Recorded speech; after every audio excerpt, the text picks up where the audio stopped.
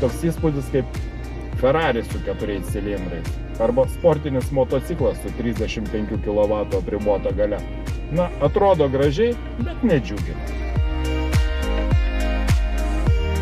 Atnaujintas Cupra Formentor atrodo tikrai kur kas šiuolaikiškiau ir skirtumai pastebimi akimirksniu.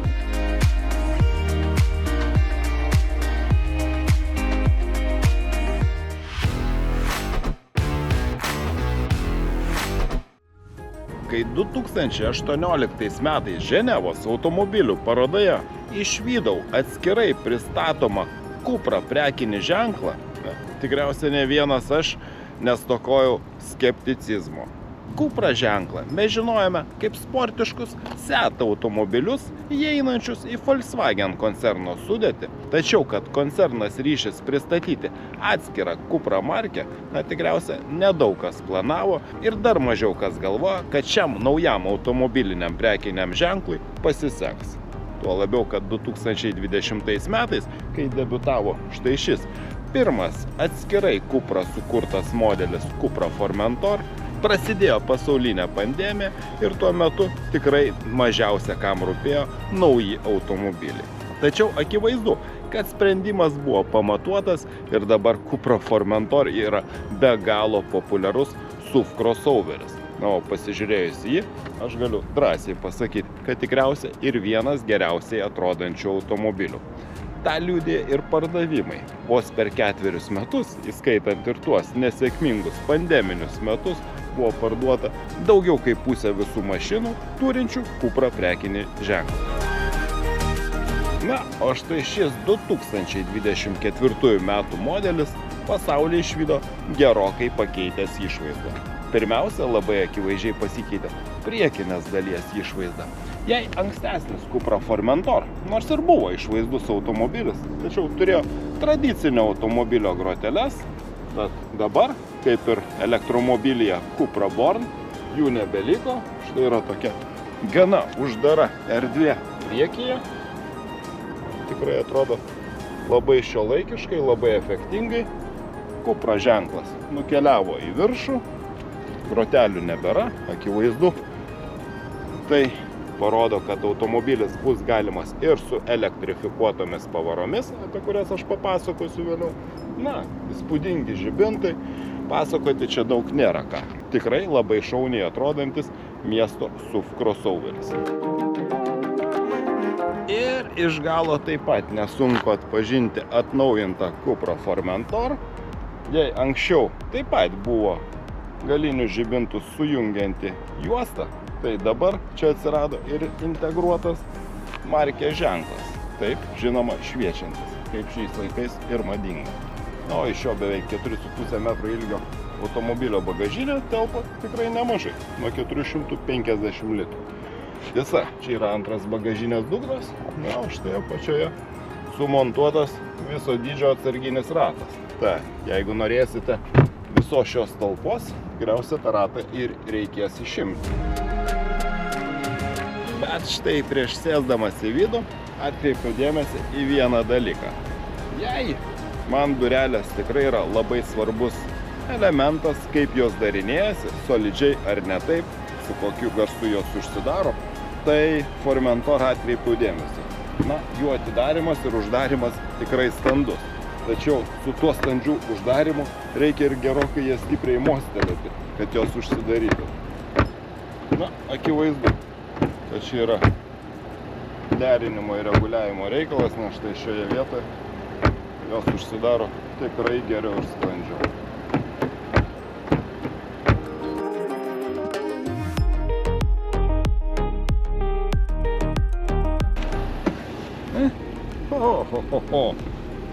Kaip čia ir buvo. Tikrai daug vietos. Tikrai kaip kompaktiniam SUV crossoveriui. Tai stebina, turėdamas nemažai vietos. Žinoma, tai yra neaukštas automobilis, tačiau štai virš galvos vietos yra tikrai pakankamai daug. Na, o dar atkreipiu dėmesį, čia yra ne tik šaunios ir galinės sėdynės, turinčios tokį išgaubtą profilį, tačiau tikrai viskas yra kokybiška, dėtuviai bagažinė, Jis tikrai labai pagaminta tvarkingai, kokybiškai. Nėra jokių išlindusių dalių, siūlių, detalių. Padelių laikikliai. Trečia klimato zona gale sėdintiem keleiviam. Tikrai labai praverčianti kelionės metu. Na ir štai langeliai, suteikiantis daugiau šviesos šiame sportiškame automobilyje, nes visgi stilius įpareigoja, kad štai galiniai langai nėra labai aukšti, nėra labai platus, jie gana siauri, tačiau dėl šių papildomų langelių čia gale yra pakankamai šviesu. Apie durelės išsiaiškinom, kad čia konkrečiai tik vienų durelių sureguliavimo reikalas, šiaip jos darinėjasi ir užsidaro tikrai normaliai. Tačiau dėl vieno dalyko aš visgi norėčiau paburbėti ir štai visgi. Štai šie netikri išmetimo sistemos, ne tiek antgalius, kiek ertmes imituojantis dalykai. Na, man atrodo, čia jau truputį perdėtas reikalas. Bent jau galėjo sugalvoti, pavyzdžiui, kad panašus į išmetimo sistemos antgalius aerodinaminiai elementai, kad eitų koks srautas, tačiau ne, jie yra uždengti tiek vienoje, tiek ir kitoje pusėje. Tiesa, aš tokių dalykų tikrai nesureikšminu, bet na, dabar gamintojas daugiau komunikuoja apie hibridinės pavaras, apie kurias aš pakalbėsiu vėliau, o ne apie galingas versijas. Ir bent jau šią momentą aš nežinau, ar bus galingiausia mano anksčiau apžvelgta VS5 versija su 5 cilindrų galingu motoru, kurio apžvalgą galite žinoma pasižiūrėti Motorai TV YouTube kanale. Tad čia tokie štai netikri elementai, lyg ir išmetimo sistemai. Na, o pats duslintuvas štai yra, štai ten apačioje. Štai vienas ir kitas. Dvi dudelės. Čia yra 1,5 litro 110 kW arba 150 arklio galių motoras su 48 voltų elektros sistema. Na, štai persėdus į vairuotojo vietą, papasakot galbūt yra ir mažiau ką, bet visgi naujienų yra ir čionais. Na, pirmas dalykas, kurį man akcentavo automobilio atstovai, tai kad atsižvelgiant į klientų pageidavimus buvo pagerinta štai šitos centrinės dalies apdaila.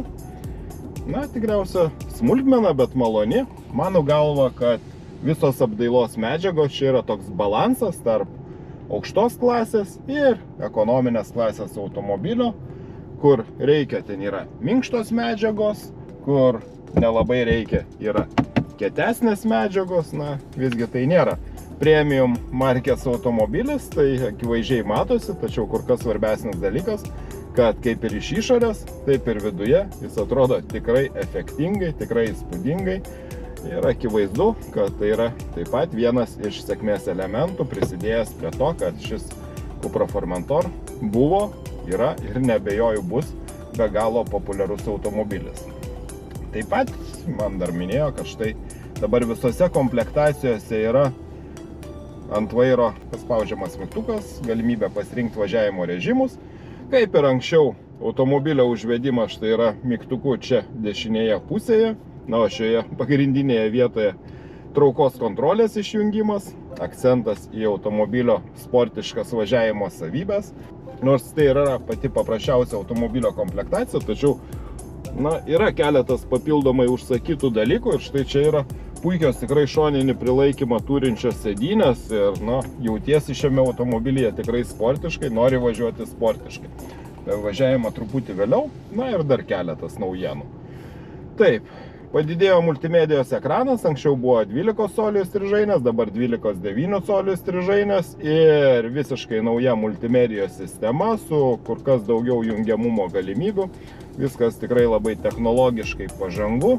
Tikrai labai daug nustatymų ir štai tie patys važiavimo režimai, kur galima pasirinkti. Ir štai pavyzdžiui, individualus važiavimo režimas galima pasirinkti tiek reguliuojamos pakabos nustatymus, ką aš jau anksčiau esu pastebėjęs, kad Cupra Formentor turi tikrai labai platų diapazoną, pasirinkti kaip norite, kad veiktų pakaba, nuo itin komfortiškos iki itin sportiškai veikiančios pakabos, žinoma, vairo sistema, variklis, atstumo palaikymo sistema, klimato kontrolė, kai veikia. Na, tikrai labai nemažai galimybių. Na, tikriausia, sportiškose VS versijose būtų ir dar daugiau nustatymų pasirinkimų. Skaitmeninis prietaisų skydelis, vėlgi kviečiantis tiesiog važiuoti labai dinamiškai, štai su pagrindiniu akcentu tachometru. Žinoma, čia aš pasirinkau tokią skydelio išvaizdą.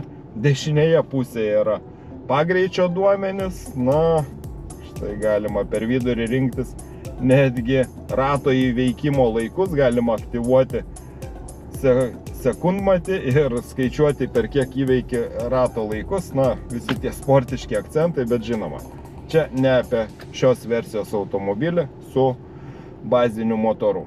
Na, o dar kiti dalykai, tai štai svirtelėmis galima perjungti 7 greičių automatinės 2 sankabų pavaros dėžės pavaras. Čia yra belaidis telefono įkrovimas, tikrai labai patogi vieta, 2 USB jungtis, 2 puodelių laikikliai, štai toks pastumiamas porankis ir netgi atidaromas su nedidelė dėtuvėlė.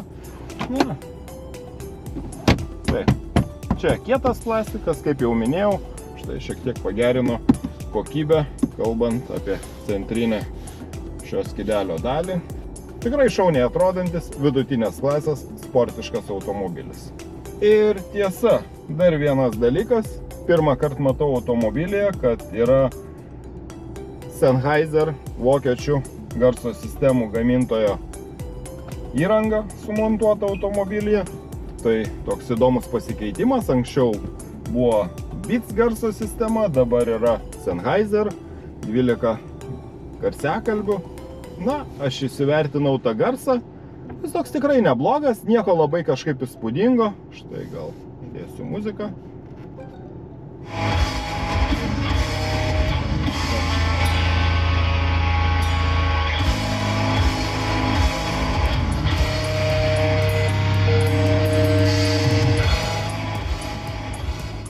Skamba tikrai neblogai, Sennheiser aš galiu rekomenduoti kaip audio sistemų gamintoją. Pats turiu jo ausines, kurios yra tikrai kokybiškos. Žinoma, jis gamina ir nebrangius gaminius, jis gamina ir aukštos klasės gaminius, taip ir su audio aparatūra.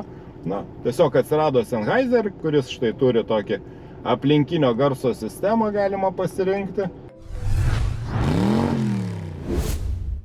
Šis mano bandomas automobilis turi patį paprasčiausią bazinį motorą, 110 kW, 150 arklių, tad akivaizdu, kad, na, toks tiks labiausiai tik tiem, kas niekur labai neskuba, nes toks yra montuojamas ir gerokai mažesnius, pavyzdžiui, Volkswagen T-Cross. Tose automobiliuose ten užtikrinama tikrai puikiai dinamika, na, čia jau yra kompromisas. Šiam momentui bent jau kol kas nėra siūlomas 2 litrų 150 kW 4 cilindrų TSI motoras, tačiau yra 200 kW iš tinklo įkraunama hibridinė pavara. 272 arklio galios su 1,5 litro motoru. Iš tinklo įkraunami hibridai ir anksčiau buvo galimi, tiesa, tada jie buvo su 1,4 litro varikliu ir buvo 2 pasirinkimai. 150 kW arba 204 arklio galios ir 180 kW. Dabar bent jau kol kas Lietuvoje yra variantas tik su 200 kW iš tinklo įkraunama hibridinė pavara, kuri žinoma gerokai brangesnė nei modelis su įprastu motoru. Ir bent jau šiai dienai nėra siūlomas 150 kW variantas, kuris akivaizdu būtų pigesnis. Na ir pasirodė visiškai naujas motoras, 2 litrų, 4 cilindrų, 245 kW arba net 333 arklio galių. Išties įspūdingas variklis, bet žinoma, toks automobilis taip pat kainuoja nepigiai, bet bent jau man norėtųsi palaukti to varianto, kuris turės 2 litrų motorą. Kaip jau minėjau, tai yra bazinis 110 kW motoras, dinamika iki 100 per 9 sekundės. Tai yra tikrai neblogai važinėjant mieste, tačiau jeigu norite važiuoti galingiau, šiai dienai, aišku, turite rinktis arba 245 kW 2 litrų TSI motorą, arba hibridinę 200 kW pavarą su tikrai nemažu elektra nuvažiuojamu atstumu. Automobilis iš tinklo įkraunamas hibridas turi 25 kWh talpos akumuliatorių, iš kurio naudojama apie 20 kWh ir vien tik elektra gali nuvažiuoti virš 100 km. Ir tokio automobilio dinamika iki 100 km per valandą siekia 7,2 sekundės. Jeigu jums to atrodo nepakankamai, renkatės 245 kW arba 333 arklio galių versiją ir ten jau dinamika iki 100 yra greičiau nei per 5 sekundės, 4,8 sekundės iki 100 km per valandą. Jeigu to nepakanka, aš jau esu apžvelgęs modelio iki atnaujinimo VS5 versiją su 5 cilindrų motoru, tai tikra bomba. Bet aš bijau, ką nors ir steigti, spėlioti, ar bus dar tokios siūlomos versijos, nežiūriu kai kurias užsienio rinkos, kurios net neturi įprastų motorų, turi tik hibridinės pavaras, tad aš norėčiau klysti, bet šiai dienai turiu abejonių, ar dar bus tos versijos su 5 cilindrų motorais, tikrai labai įspūdingos, tikrai labai galingos. Čia yra vienas dalykas, kuris mane tiesiog siutina. Tiek konkrečiai šiame Cupra Formentor, tiek ir visose Volkswagen grupės automobiliuose. Kodėl, jeigu aš pasirenku savo režimą, tuo labiau galima pasirinkti individualų važiavimo režimą, kodėl kiekvieną kartą jis grįžta į standartinį važiavimo režimą? Ir maža to, Cupra Formentor atveju tas standartinis važiavimo režimas yra Comfort. Pavelniu, taigi čia sportiškas automobilis. Aš pasirenku individualų, aš pasirenku standesnį pakabos veikimą. Ir kiekvieną kartą, kai užvedu automobilį, štai prašau, Comfort. Taip, važiuoja tikrai, amortizuoja labai minkštai, labai puikiai veikia šitą pakabą. Tačiau, kokio velnio man tas Comfort ir man kiekvieną kartą reikia tada vėl iš naujo eiti į važiavimo pasirinkimus, pasirinkti taip, kaip aš noriu važiuoti. Tikrai prastai ir tai neturėtų būti, tuo labiau, nors pavadintų ne komfortą važiavimo režimo, pavadintų normal kokį važiavimo režimą, įprastą, dar kažkaip, o komfort galėtų būti atskiras pasirinkimas, tikrai, standartinis režimas man yra gerokai per minkštas, tuo labiau, kad tai yra tikrai azartiškas, dinamiškas automobilis ir dėja. Tikriausiai girdite, štai perspėjimas apie viršytą greitį. Vėlgi tai yra standartinė sistema ir vėlgi aš kiekvieną kartą turiu eiti, nežinoma, mažiau pasirinkimų, štai automobilis, asistentai ir kiekvieną kartą aš tada įspėjimą turiu išjungti, bet čia jau nieko nepakeisi, tokie dalykai. Kiti gamintojai kartais siūlo kažkokį vieną mygtuką, kurio gali iš karto išjungti tą sistemą, čia reikia truputį daugiau tą dalyką padaryti, bet labiausiai erzina tas standartinis komfortiškas važiavimo režimas. Yra dar vienas dalykas, apie kurį norėjau paminėti. Visai neseniai važinėjau su atnaujintu Ford Puma. Ir ten yra taip pat 2 sankabų automatinė transmisija, tačiau jinai veikia kur kas greičiau, kur kas dinamiškiau. Tiesa, akivaizdu, kad tai degalų sąnaudų sąskaita, nes ten aš nemačiau mažiau kaip 9 litrų, kalbam apie 4,2 metro automobilį, nemačiau mažiau kaip 9 litrų 100 km. Už mieste visur 9 litrai 100 km. Čiagi aš tikrai mačiau ir 8 litrus, tikrai nesunku pasiekti ir mažiau 8 litrų 100 km, o tai yra 30 cm didesnis automobilis, tad akivaizdu, kad čia ta transmisija yra suderinta maksimaliai taupyti degalus, maksimaliai mažom emisijom, ir aš jau ne kartą minėjau apie Volkswagen grupės automobilius, kad, tikrai man nebepatinka, kai veikia ta DSG transmisija, anksčiau jinai veikdavo greitai, šauniai, sklandžiai perjungdavo pavaras, tai dabar čia užkaukė vienu momentu, žinoma. Galima pasirinkti sportišką važiavimo režimą, žinoma, galima įsijungti sportišką pavarų perjungimą, bet standartinis tiesiog letargas. Tiesiog užsnūdęs ir, na, aš tikrai nesidžiaugiu šią transmisiją važinėdamas mieste, nors ir sąnaudos, kol kas aš dar tik įpusėjau savo testo gale pasakysiu apie jas, visgi sąnaudos yra gana priimtinos. Daugiau pažaidęs su multimedijos sistema ir kalbant konkrečiai apie garsą, tai visgi radau ir equalizerio nustatymus. Tiesa, čia sulietuvintas pavadinimas ir tas dalykas, kuris man atrodė, kad viską reikia nunulinti. Vienodintuvas, tai vienodintuvas pasirodo ir yra štai tas mano ieškotas equalizeris, na tikriausiai būtų lygintuvas, bet lygintuvas jau buvo užimtas tas žodis, tai gavosi vienodintuvas. Taigi, džiugu, kad Sennheiser prisijungia prie automobilių gamintojų ir siūlo savo garso sistemas, tačiau kaip pats turėdamas Sennheiser garso įrangą, galiu pasakyti, jie gali tikrai geriau, na ir tikiuosi anksčiau ar vėliau padarys geresnę sistemą, na dabar jinai groja tiesiog geriau nei standartinė, tačiau tikrai gali būti ir žymiai geriau. Toliau, labai dviprasmiški jausmai, kalbant apie šį automobilį, labai dviprasmiškos išvados. Tad pirmas dalykas yra akivaizdus tas, kad automobilio atnaujinimas yra tikrai net ne kosmetinis, o esminis, kalbant apie automobilio išorę. Tad palyginti ankstesnėje, jau norėjau sakyti kartą, bet tikriausiai teisingiau būtų sakyti, palyginti modelį iki atnaujinimo ir dabartinį modelį, skirtumas akivaizdus, labai ryškus. Atnaujintas Cupra Formentor atrodo tikrai kur kas šiuolaikiškiau ir skirtumai pastebimi akimirksniu. Na, pasikeitimai ir viduje, tiek šiek tiek kokybinė prasme, tiek ir multimedijos, didesnis ekranas, didesnės galimybės, viskas tikrai jaučiasi, kad tai yra tiesiog pažangesnis automobilis, palyginti su modeliu iki atnaujinimo. Kas dar patiko? Patiko degalų sąnaudos. Jei su visai neseniai bandytų mažuoju Ford Puma nemačiau mažesnių kaip 9 litrai 100 km sąnaudų, tai štai dabar po daugiau kaip 300 nuvažiuotų kilometrų, 8,3 litro 100 km ir važiuodamas už miesto lengvai tilpau ir 7 litrus, 6,9 litro.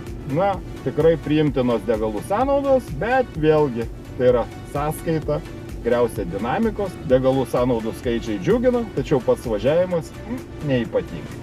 Ypatingai, kai visą laiką pradedama važiuoti tuo pačiu vieninteliu važiavimo režimu, kuris yra pavadintas Comfort. Na ir šitas automobilis tikrai ne apie tai, tikrai ne apie Comfort ir tuo labiau iš karto galiu pereiti prie pastebėtų trūkumų, kad akivaizdu, kad garso izoliacija galėtų būti geresnė ir aš kalbu apie garsą kylantį nuo kelio dangos, dideli ratlankiai, plačios padangos ir tikrai nuo ratų arkų ateina nemažai garso, ypatingai kai važiuojate greitkeliu 100, 120 ir didesnių greičių ir tada pasidaro gana triukšminga salonė ir aš tada atsiminiau, kad kai anksčiau bandžiau Cupra Formentor iki atnaujinimo, bet berods ten buvo galingiausia VS5 versija, tikrai sulaukiau komentarų po video, kad man sakė, na, garso izoliacija tai yra tragiška.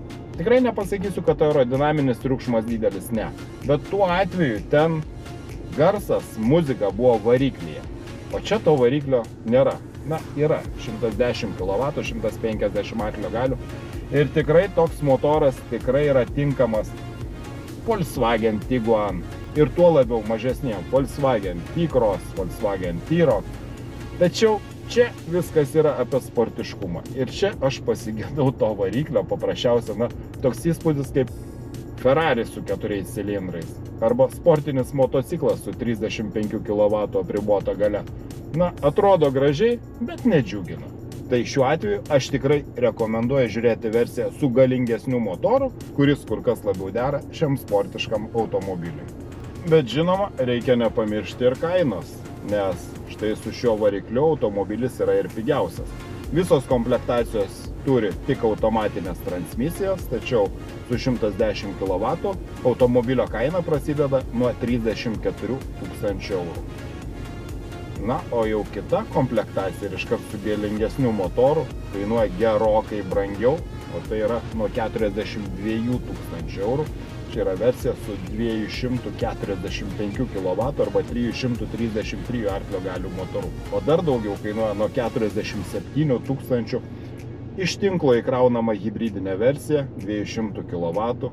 Na ir akivaizdu, kad tos kainų žirklės bazinio modelio su 110 kW varikliu kainuojančio nuo 34 tūkstančių eurų ir kitos jau sekančios versijos, kurios kaina yra nuo 42 tūkstančių eurų. Atstumas tarp kainų, žirklės kainų yra tikrai labai milžiniškos.